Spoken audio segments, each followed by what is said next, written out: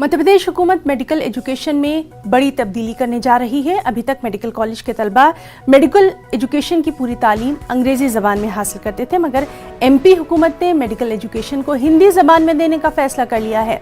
तलबा को medical education Hindi जबान में देने के लिए किताबों की फराहमी और उसके खाके के लिए भी काम करना शुरू कर दिया गया है।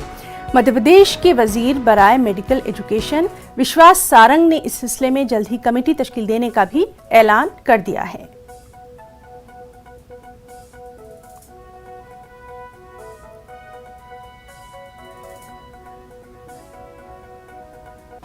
हम ऐसा जल्द से जल्द एक कमेटी का निर्माण कर रहे हैं और हम ये सुनिश्चित करेंगे कि मेडिकल एजुकेशन के पाठ्यक्रम को हम हिंदी में भी शुरू करें और उसके लिए हम जल्द से जल्द एक कमेटी बना रहे हैं जो ये सुनिश्चित करेगी कि जो हमारा मॉड्यूल है, जो हमारा पाठ्यक्रम है, वो हिंदी में भी हम बनाएं और आगे आने वाले समय में मध्य प्रदेश में हम